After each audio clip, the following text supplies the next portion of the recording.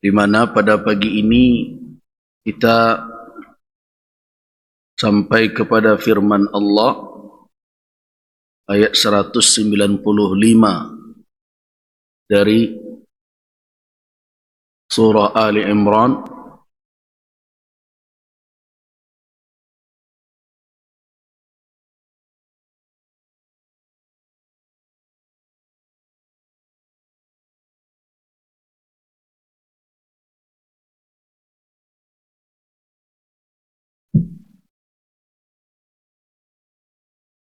Saya bacakan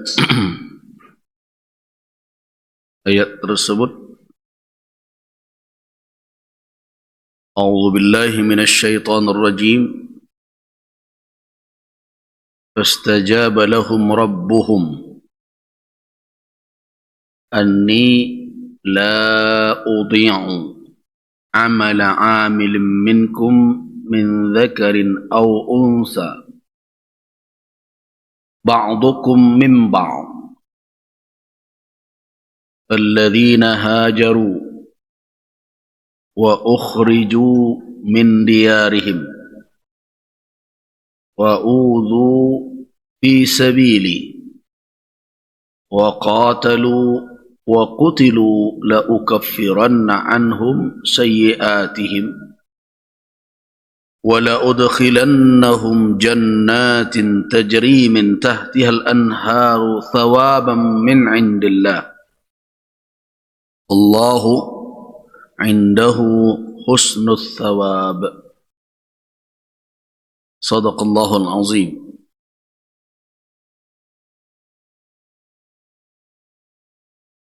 Bapak dan Ibu, ketika kita membaca ayat ini, tentu pemahaman kita baru akan utuh apabila kita membaca ayat-ayat sebelumnya. Sebab kata fa yang ada di awal ayat tersebut, fastajaba, itu menunjukkan adanya keterkaitan antara ayat ini dengan ayat sebelumnya. Fastajaba, maka Tuhan mereka, Rabb mereka memenuhi. Istajaba bermakna ijabah. Ijabah jawaban sesuai dengan permintaan. Jadi di dalam bahasa Arab kata jawaban atau memenuhi permohonan itu bisa dijawab dengan ajaba dan istajab.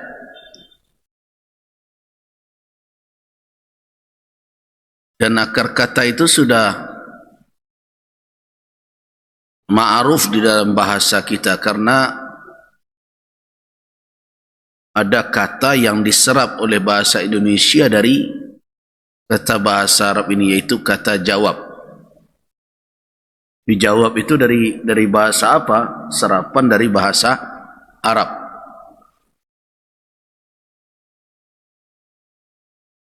Bedanya ajaba dengan istajaba,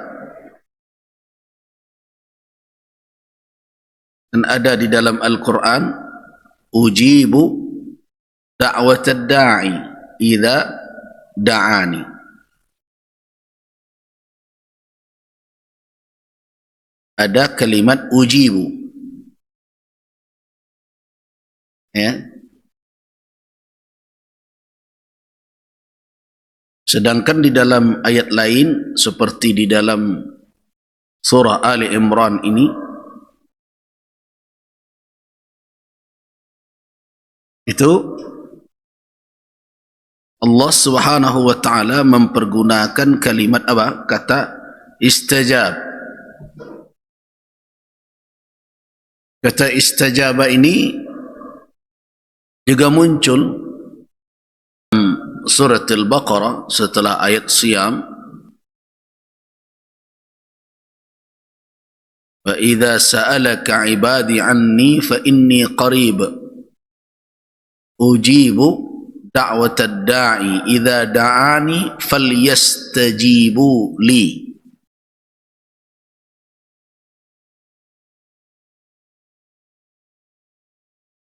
Kata ulama, perbedaan antara ajaba dengan istijab. Jadi kalau doa sering kita katakan doa mustajab, ya kan? Doa mustajab. Ada orang yang disebut dengan mustajabud da'wah. Apa beda dengan mujab? Tanpa sin dan ta. Di sini kan ada sin dan ta. Kalau ajaba tanpa sin dan ta. Para ulama mengatakan sin dan ta di sini litta'akid, untuk menguatkan. Lebih dalam lagi kalau kita baca kitab tafsir Al-Imam Al-Lusi, beliau menukilkan bahawa ajaba, kalau dipergunakan kata ajaba, artinya dijawab. Jawab itu bisa dua. Jawab menyetujui atau jawab menolak. Ya kan? Kan dijawab juga itu. Artinya siapapun yang berseru akan dijawab. Tapi apakah jawaban itu seperti yang dimintakan atau tidak? Itu dipakaikan kata ajaba, yujib. Jadi penolakan itu juga jawaban. Artinya tidak dipenuhi seperti yang diinginkan. Tetapi kalau dipergunakan kata istajab, fastajaba lahum, itu menunjukkan apa? Menunjukkan bahawa jawaban itu sesuai dengan keinginan orang yang meminta. Itu istijabah.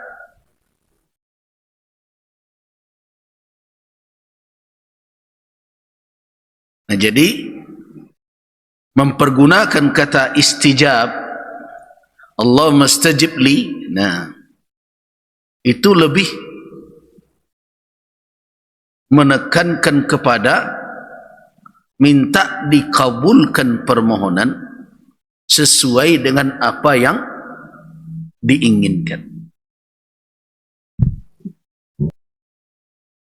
Jadi kalau kita renungkan ayat ini, datang setelah doa Rabbana innana sami'na munadiya yunadi lil iman an aminu bi rabbikum wa amanna waghfir lana dhunubana wa kaffir 'anna sayyi'atina wa tawaffana ma'al abrar. Rabbana wa atina ma wa'adtana 'ala rusulika wa la tukhzina yaumal qiyamah innaka la tukhliful. Kan setelah permohonan itu datang ayat Allah, fastajaba lahum.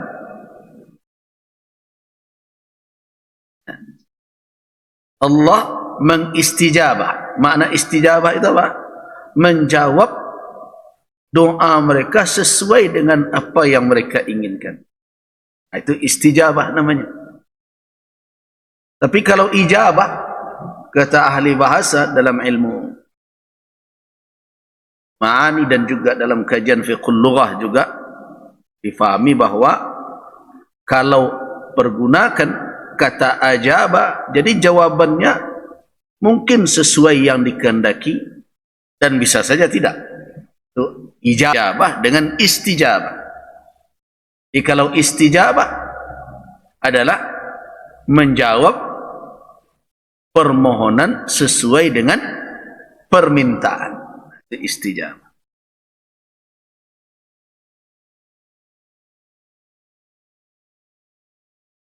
Jadi kalau kita bermohon kepada Allah, Allah mustajib li. Kalau kita katakan istajib li, apa maknanya itu? Ya Allah, jawablah permohonanku sesuai dengan keinginan.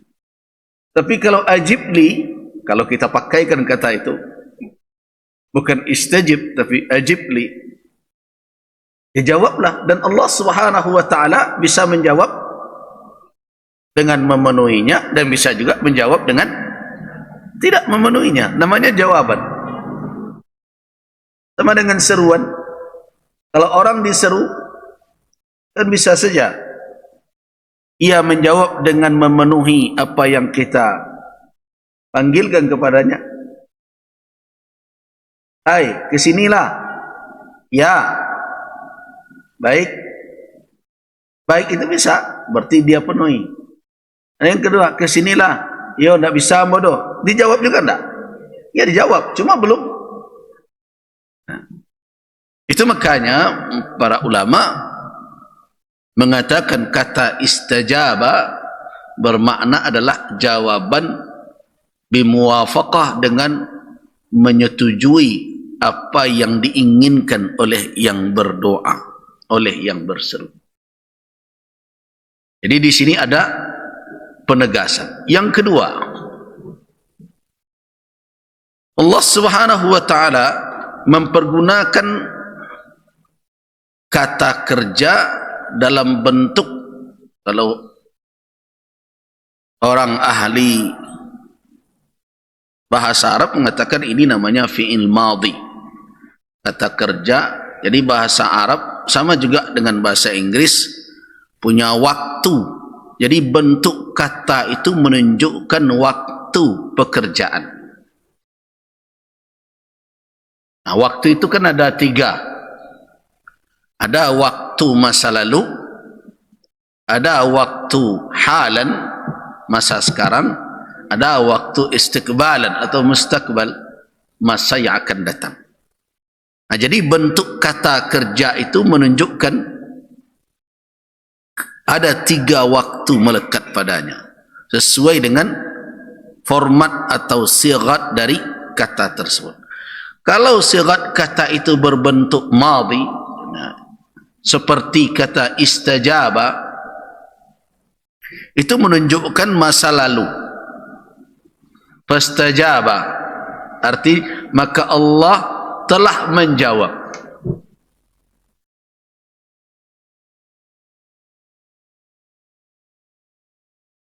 Untuk mereka istajab. Padahal doa baru dikumandangkan, Allah telah menjawab. Sering muncul pertanyaan. Tentu akan.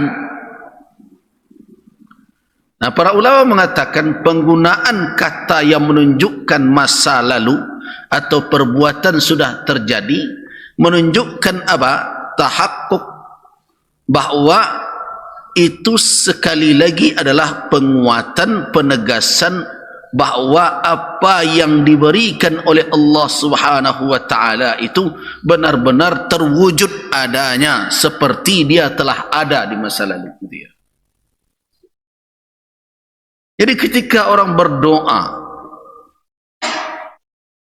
dengan kalimat-kalimat seperti yang firmankan oleh Allah Subhanahu wa ta'ala pada ayat-ayat sebelumnya, dan kita sudah bahas bagaimana adabnya. Di situ juga kita sudah mengkaji tentang tawassul bil a'mal salihah. Kemudian berikutnya sampai kita pada ayat ini, seruan yang dimunajatkan pada ayat-ayat yang lalu itu dengan tegas dijawab oleh Allah sesuai dengan permintaan itu, dan tidak ada keraguan bahwa Allah Subhanahu wa ta'ala memberikan jawaban sesuai dengan keinginan orang yang berdoa. Itu fastajaba lahum. Kata fastajaba lahum, bagaimana kita memahaminya? Bahwa permohonan-permohonan yang dimunajatkan oleh mereka dengan kalimat-kalimat dan kondisi keadaan yang mereka kemukakan pada ayat-ayat sebelumnya. Nana sami'na munadiya yunadi lil iman, begitu. Terus apa yang diberikan oleh Allah kepada mereka? Jawaban yang pasti terwujud adanya tanpa ada keraguan sedikit pun untuk mereka yang berdoa tersebut. Nah, ini merupakan suatu pelajaran berharga bagi kita kaum muslimin, bahwa menyeru Allah Subhanahu wa taala dengan cara yang ditunjukkan oleh Allah Subhanahu wa taala di dalam ayat-ayat terakhir surat Ali Imran itu, dengan mendasarkan permohonan kepada keimanan, innana sami'na munadiya, dan menyeru Allah dengan keyakinan akan rububiyahnya, ialah Rabbul Alamin. Karena itu berulang kali Allah Subhanahu wa taala menunjukkan doa dengan mempergunakan kata Rabb. Rabbana, Rabbana, Rabbana. Berapa Rabbana di situ? Ada 4 kali. Ya kan? Perhatikan mulai dari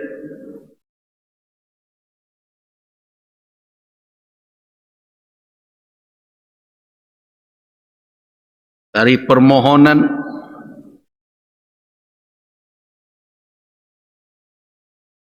Rabbana ma khalaqta hadha batila subhanaka faqina adzaban nar. Kemudian Rabbana innaka man tudkhilin nar faqad akhzaitah wa ma lidh-dhalimin min ansar. Rabbana innana sami'na munadiya yunadi lil iman an aminu bi rabbikum fa amanna rabbana faghfir lana dhunubana wa kaffir anna sayyiatina wa tawaffana ma'al abrar. Terus rabbana wa atina ma wa'adtana ala rusulika wa la tukhzina yaumal qiyamah innaka la tukhliful mi'ad. Nah, kalau kita ambil doa ini mulai dari ayat Rabbana innaka man tudkhilin nar, dia ada 4 kali kita menyeru Allah sebagai Rabb. Ingatkan apa itu Rabb maknanya? Ai al-khaliq al-murabbi wal mudabbir, pencipta yang mengatur, menata seluruh makhluknya, termasuk di dalamnya adalah kita. Tidak ada satu pun kekuatan yang bisa menentangnya atau keluar dari rububiyahnya, dari pengaturannya. Artinya apa? Ketika kita berseru dengan kata Rabbana, berarti secara kehambaan kita mengakui bahwa Allah Subhanahu wa taala yang mengendalikan baik kita yang meminta atau apapun yang kita minta, ada di dalam pengendalian Allah Subhanahu wa taala. Artinya apa? Kita meminta sesuatu yang memang ada pada Allah. Karena tidak ada satu pun yang keluar dari kekuasaannya. Rabbul alamin. Jadi apa makna Rabb? Al-Khaliq, Al-Mudabbir, Wal-Murabbi. Adalah pencipta yang mengatur, yang menata, yang membina, yang menjaga alam ini. Ialah Allah Azza wa Jal. Nah, ketika kita bermunajat mempergunakan kata Rabbana, berarti itu pengakuan atas apa? Pengakuan bahwa kita di dalam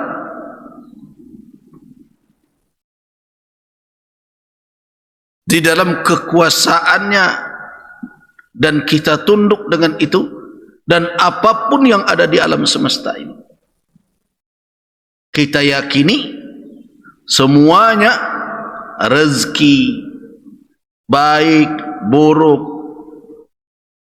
semuanya ada di dalam penguasaan Allah Subhanahu wa taala. 4 kali bermohon Rabbana Rabbana, ditambah dengan mengedepankan terlebih dahulu iman kita dengan seruannya, seruan utusan yang menyeru untuk beriman. Nah, dengan demikian kita telah mengemukakan kepada Allah Subhanahu wa taala apa yang kita anggap diri kita pantas untuk menerima jawaban doa. Jikalau kita bermohon kepada Allah, kedepankanlah dahulu apa yang kira-kira menurut kita patut untuk meminta kepadanya. Di antaranya yang paling penting tentu iman. Orang yang tidak beriman tidak patut meminta kepada Allah. Kita meminta kepada Allah karena apa? Karena iman. Kemudian apa lagi? Karena ibadah. Iyyaka na'budu wa iyyaka nasta'in.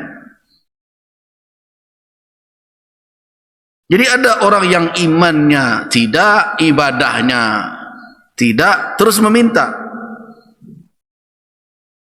Kalau bahasa kita orang tidak tahu diuntuang tuh. Iman tidak, amal juga tidak, meminta saya rajin.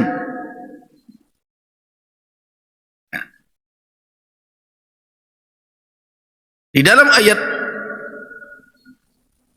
sebelumnya ada 3 ayat, 192, 193, 194. Allah Subhanahu wa taala menurunkan firman-Nya menunjukkan bagaimana hamba-hamba Allah yang bermunajat kepadanya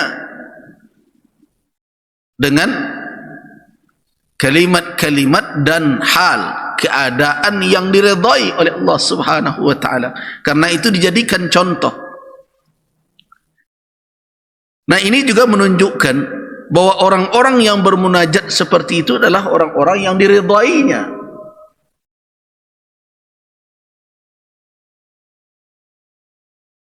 Nah, karena itu kita tidak ragu bahwa as-sabiqun al-awwalun, generasi awal dari umat ini,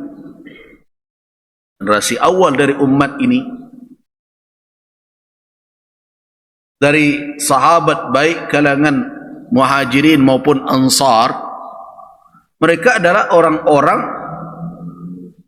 yang mendapatkan kemuliaan sebagai generasi terbaik umat ini. Kenapa? Banyak di dalam Al-Quran ayat-ayat Allah Subhanahu wa ta'ala yang datang dalam bentuk memuji dan meninggikan kedudukan mereka. Di antaranya ayat ini,